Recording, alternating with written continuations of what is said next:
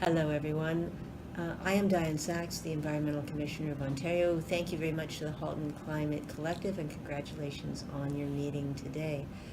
As you probably know, I am an independent officer of the Ontario Legislature.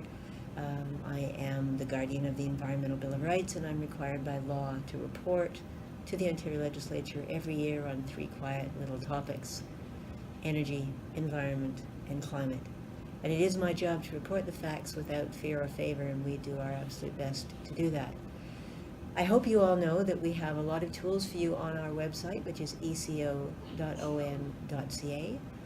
For example, if you want to use your environmental rights under the Environmental Bill of Rights, and we encourage you to do so, we have tools on our website to help you. For example, if you want to know when the government posts an environmentally significant proposal or decision that's of interest to you, go to our website and you'll see that there's a little green box that says get registry notices that interest you. If you click on that, you can put in your email address and any keyword you want, and we will send you a free email as soon as a decision or a proposal that matches those words is posted on the environmental registry. Please use it, tell your friends about it. It's a great tool. You'll also find at our website all of our reports in English and French, and you can also, and our Environmental Bill of Rights summary is available in 15 languages, including 3 Indigenous languages. Please use it, please tell people about it. One of the things we have also on this website is instructions on how to use the Environmental Bill of Rights, and in particular, how to comment on notices on the Environmental Registry. There are many other environmentally significant decisions that the government is proposing, and we'd encourage you to stay on top of them and do comment. My most recent report is on climate. It's called Climate Action in Ontario, What's Next? If you want to download the report, please do. If you can use hard copies of the summary or the full report, please let us know. We'd be delighted to send them out to you for you or your colleagues or your coworkers. We also have a webinar on our YouTube channel and on the website if you want to learn what's in the report while you're doing the dishes or folding the laundry.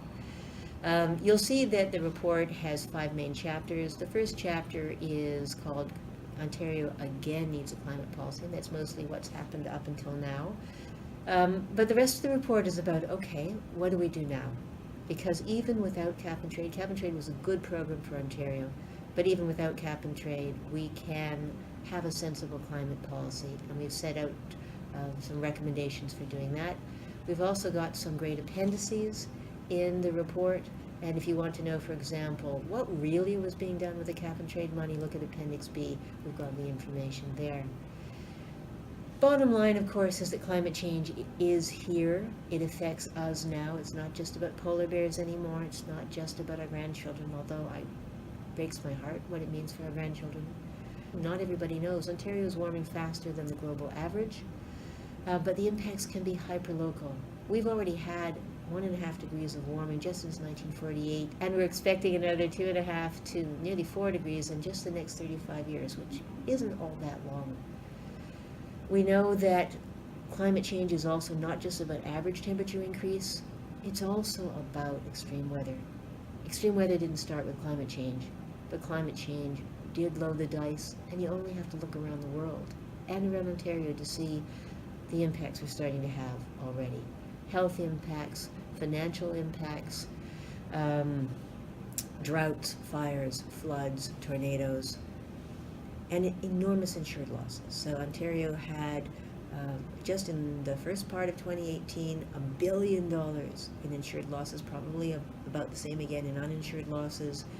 That's hundreds of dollars for every individual in Ontario. Up to 10% of Canadian properties will soon be too high risk for private flood insurance unless protective measures are taken, and so far those protective measures aren't being taken. Ontario was generally on the right track. Our emissions in 2016 were the lowest since reporting began in 1990.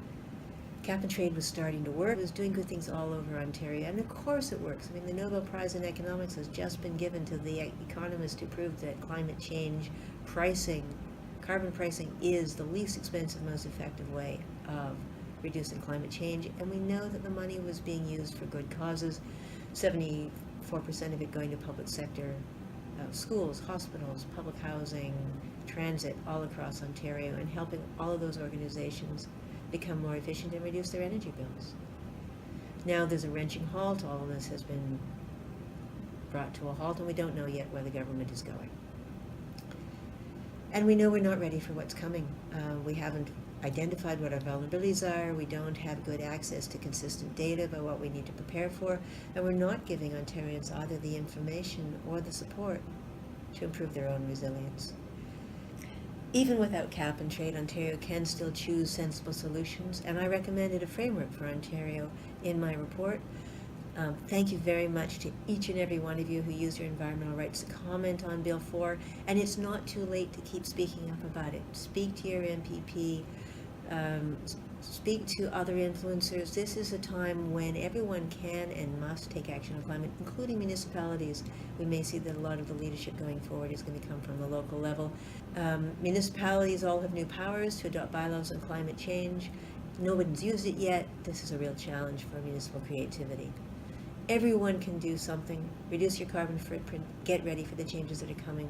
But above all, please speak up about climate. Thank you very much for coming to this Halton Climate Collective charrette. And whether you're in Milton, Oakville, Halton Hills, or Burlington, thank you for taking the time to come out and work together to come up with solutions for transformative climate action.